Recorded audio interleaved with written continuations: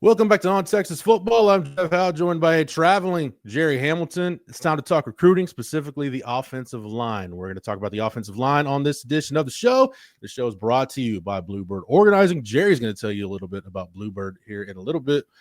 Gerry, Felix Ojo on campus. That's where we'll start this update, the latest on his recruitment. He's one of the top tier guys. We've talked about it. It's a deep, talented year along the offensive line for Texas recruiting. But Gerry, Felix Ojo is at or near the top of that board. Yeah, I mean, look, Texas wants 5 offensive linemen in this class, and I think if things fell correctly, they'd take 6. But, the odds of that are always low, right? But Texas has 2 commitments already, Nicholas Robertson and Max Wright. So now Felix Ojo was the latest that was on campus on a couple of days late last week. And he came down with his entire family, multiple family members with him. On Texas Football can say the visit went extremely well. We like where Texas is currently positioned. With that being said, we think this recruitment will play out through the official visit process for Felix Ojo. So, you're talking about Texas, Oklahoma, and a couple others. But I do like where Texas sits right now. And Ojo is going to be one of the higher ranked offensive tackles in the recruiting industry in this class.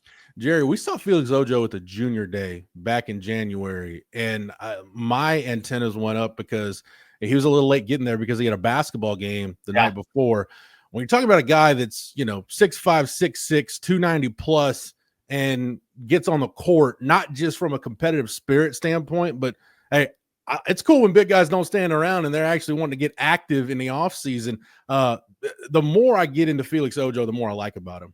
I love that he plays basketball. Basketball is great for big men feet and also their reactive quickness and their peripheral vision, which is so key and not talked about enough and underrated as an offensive tackle when you have a lot of things on the outside of your peripheral vision, and then that's crossing face as well. So I like that basketball aspect for Felix Ojo and any offensive lineman. Really, that doesn't mean they all have to play, but the ones that do, I think it helps them quite a bit with their footwork, reactive quickness, knee bend, and again, their peripheral vision, because things move so quick through your peripheral vision on a basketball court.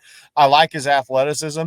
I think there's some linemen in this class that may be further ahead as a player, but as a prospect, he's got a very high ceiling.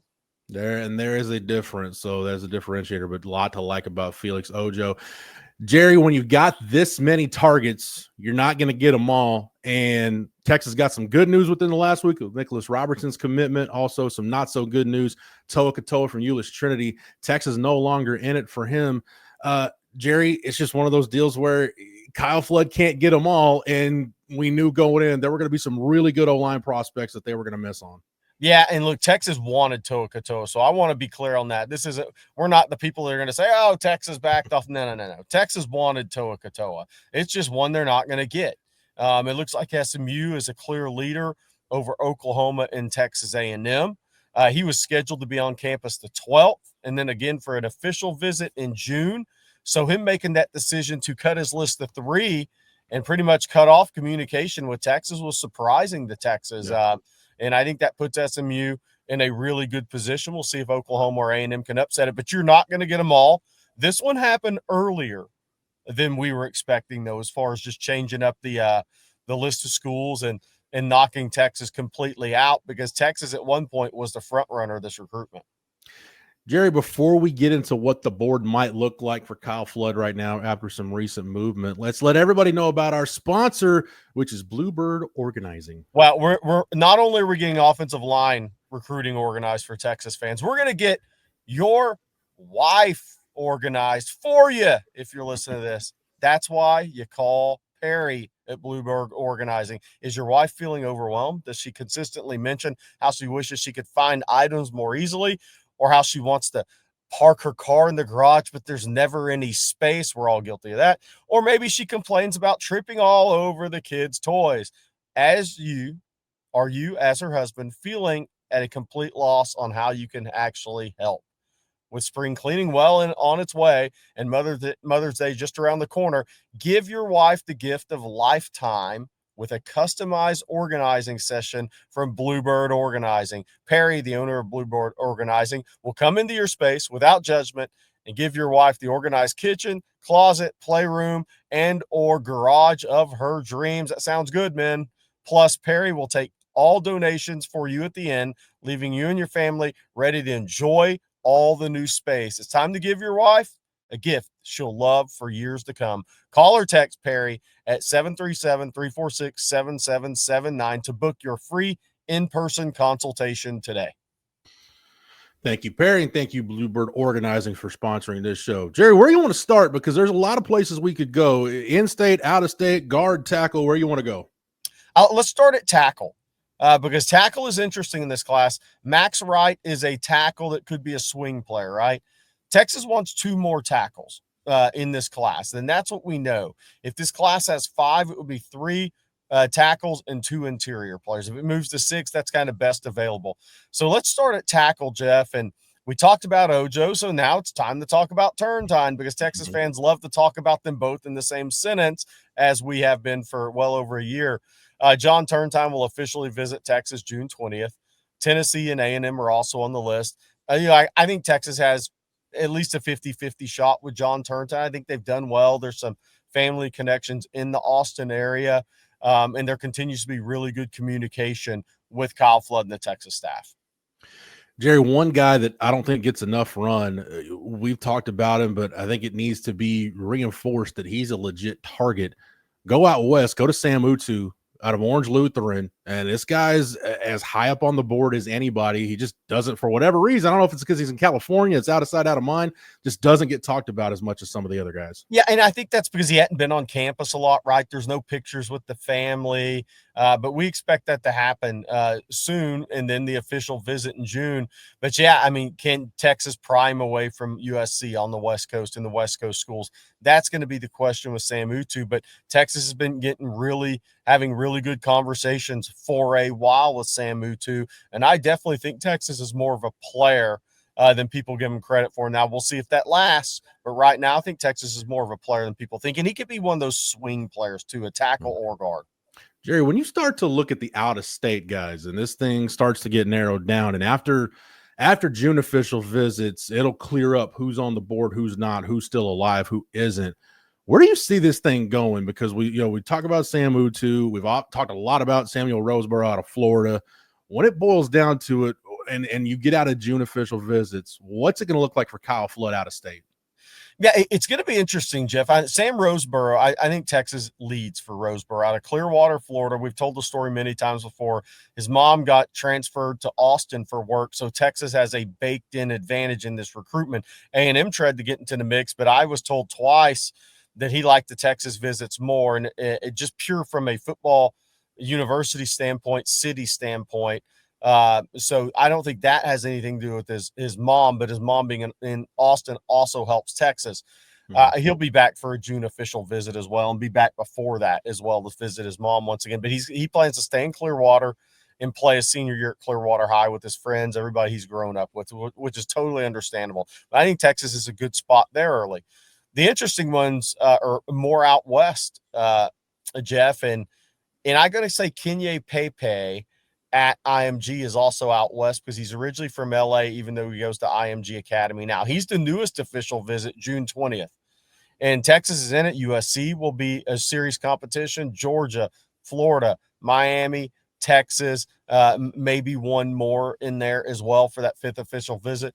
But Texas, I think, is going to end up having a legitimate shot at Pepe, who's 6'7", about 315, one of the better tackles in the country. I love Cody Green at Mater Dei. The Oregon commitment, who I think Texas has a realistic shot at him.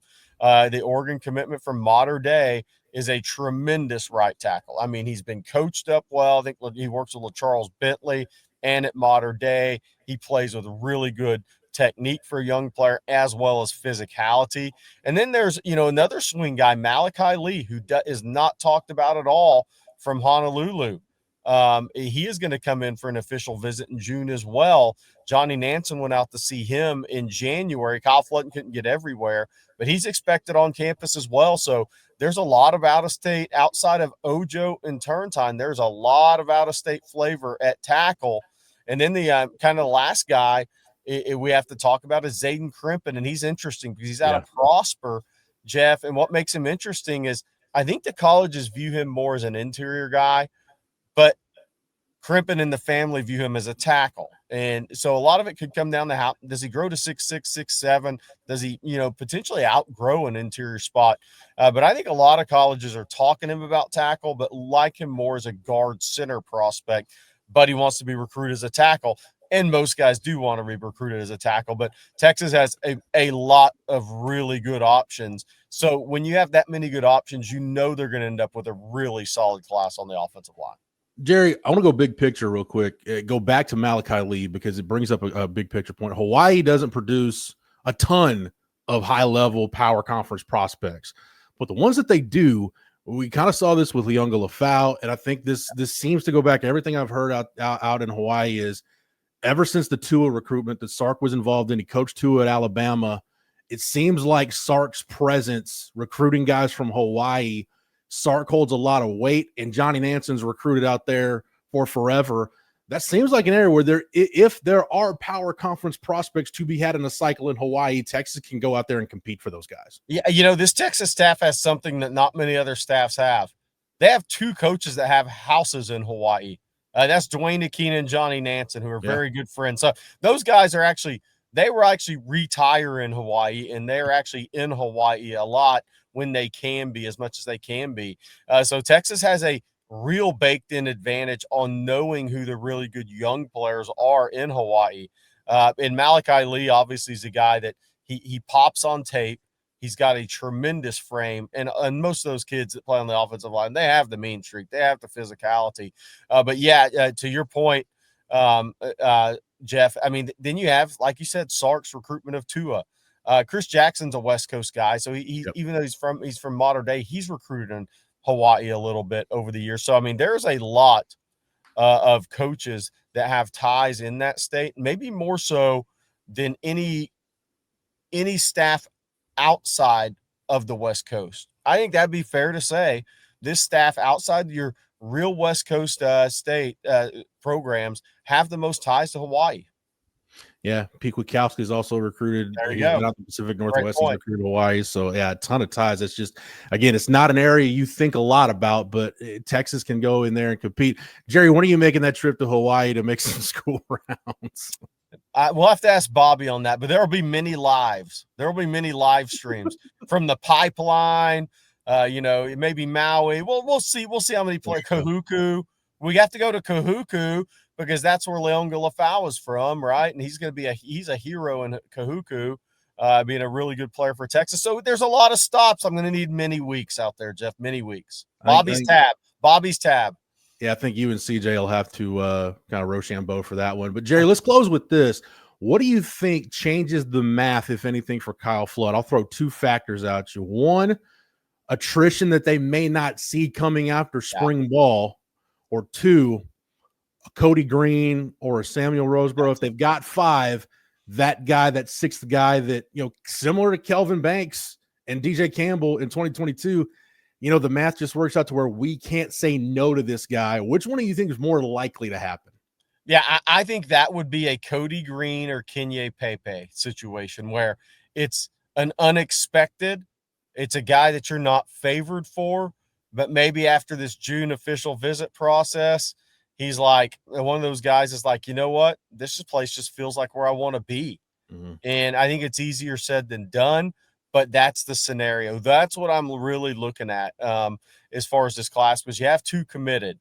And I think you lead or at least 50-50 for the two top in-state guys.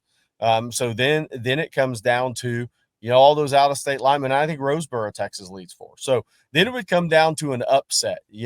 That kid just feels at home at Texas. He likes, obviously NIL is going to be part of it in these recruitments, but if all things are equal, he just likes Texas. I mean, maybe he meets Brandon Baker on a visit with both those guys being Cali guys, even though Pepe goes to IMG, and Brandon Baker says best decision of my life and tips the scales on somebody like that. Yeah. So I think that's the situation we're looking at.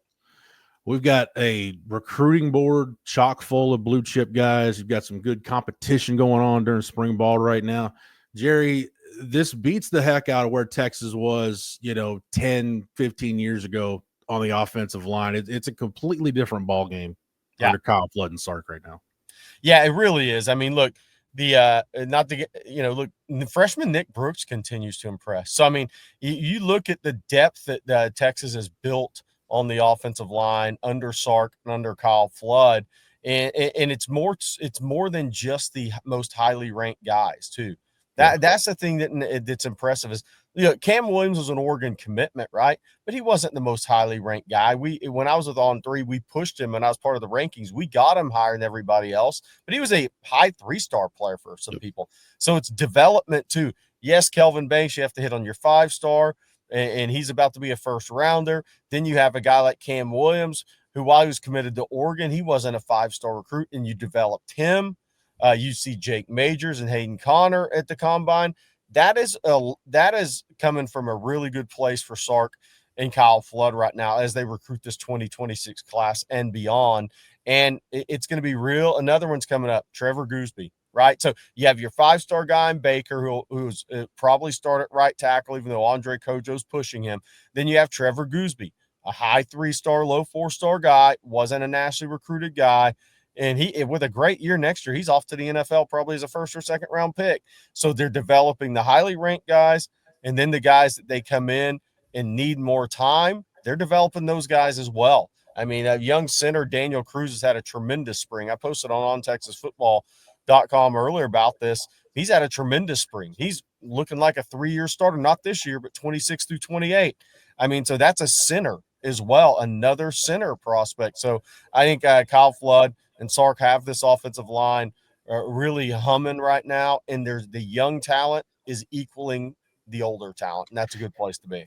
Yeah, you mentioned Brandon Baker a minute ago, Jerry, but speaking of guys that needed time to marinate a little bit, Andre Kojo's pushing him for that right tackle job. Yeah. It's not just being given to Brandon Baker, so Kojo's pushing him. And look, if I'm Kyle Flood, this will be my last comment on this. I wouldn't hand out a business card or anything. I would go into a living room. I would put on Christian Jones 2021 Kansas tape, the lowlights, and say, this guy left as an all-conference player, was part of a conference championship team that went to the college football playoff, and he got drafted. Yep. No doubt. 100%, Jeff. I totally agree. I mean, he has a – Kyle Flood can just go in with a book at this point and a few videos on an iPad, and that's pretty much an in-home visit or an in-school visit. I'll also say this. Nate Kibble continues to do very well, too, coming off his redshirt year. So when you look at these younger players on the offensive line in the program, the returns are pretty good right now for them. Yes, it's a great place to be. All right, big thanks to Bluebird Organizing for sponsoring this show. Jerry, thank you for taking time out from your travels to sit down, chop it up, and talk a little offensive line. Stay locked into the channel. Stay locked into ontexasfootball.com, where we'll have the latest. Again, that promo code OTFOG. Get you 1 year of access at ontexasfootball.com for $49.95. Again, OTFOG is the promo code. For Gerry Hamilton, I'm Jeff Howe. Thanks for tuning in, and until next time, welcome.